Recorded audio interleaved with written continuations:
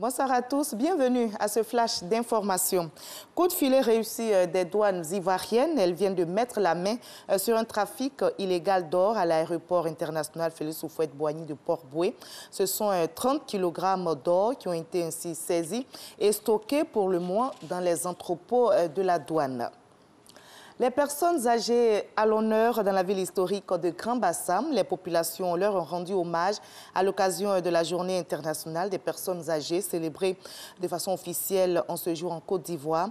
Le vice-président Daniel Kablan-Duncan, présent, a réaffirmé l'engagement de l'État envers les personnes âgées, engagement qui se traduit entre autres par la création de conditions favorables à leur épanouissement. Le thème de cette 27e journée, se projeter vers l'avenir, faire appel au talent, à la contribution et à la participation des personnes âgées dans la société. Le Premier ministre burkinabé Paul Kaba Thiéba est arrivé aujourd'hui à Abidjan pour une visite d'amitié et de travail. Il a été accueilli à l'aéroport d'Abidjan par son homologue ivoirien Amadou Gon Coulibaly. Au cours de son séjour, le chef du gouvernement burkinabé prendra part aux journées de promotion économique et commerciale du Burkina Faso et au forum Diaspora Invest, une organisation d'hommes d'affaires de la diaspora burkinabé en Côte d'Ivoire. Je vous propose d'écouter le chef du gouvernement burkinabé. Je suis là aujourd'hui avec une délégation très importante qui est venue pour participer à deux événements. Le premier événement, c'est ce qu'on appelle les journées de promotion économique et commerciale. Et le deuxième événement, c'est le forum Diaspora Invest. Alors, l'objectif de tout ça, c'est de créer une tribune pour expliquer et également présenter toutes les opportunités d'investissement qui existent aujourd'hui au Burkina Faso. À la faveur de la création, donc la mise en œuvre du plan national de développement économique et social.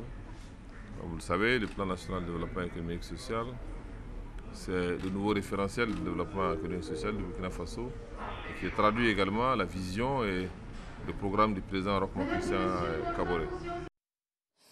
Et à l'étranger, en dépit du retrait du Burundi de la CPI, l'instance judiciaire internationale autorise l'ouverture d'une enquête sur des crimes de guerre ou contre l'humanité qui auraient été commis dans le pays depuis le déclenchement de la crise en 2015. Notez que le Burundi a annoncé il y a un an qu'il se retirait de la CPI, mais ce retrait n'a été effectif que le 27 octobre dernier. Les magistrats ont jugé que la Cour était compétente à l'égard de crimes qui auraient été commis pendant que le Burundi était un État parti au statut de Rome.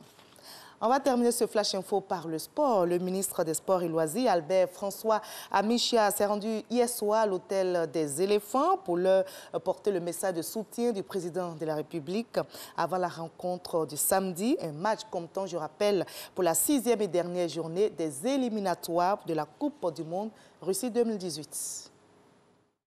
Le ministre des Sports et des Loisirs, Albert François Amichia, s'est rendu à l'hôtel du Golfe, le quartier général des éléphants de Côte d'Ivoire. Il avait à ses côtés Marie-Josée Talou, vice-championne du monde aux 100 et 200 mètres. La délégation est arrivée à l'heure du dîner où s'y trouvaient Marc Villemotte et l'ensemble des joueurs. Après le repas, le ministre François Albert Amichia a délivré le message du chef de l'État et du gouvernement. Il y a un engouement qui fait plaisir.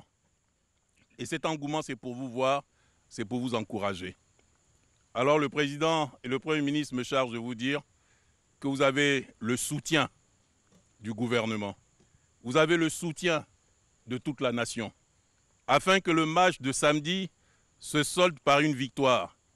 Victoire qui serait signification d'une qualification pour la Coupe du Monde. La motivation est venue également de Marie-Josée Talou, habituée aux pressions. C'est un devoir pour moi de venir vous motiver.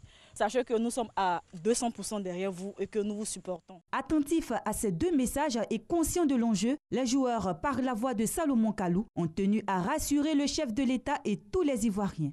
On est tous prêts, on est conscient que c'est une date, un match important pour notre cher pays.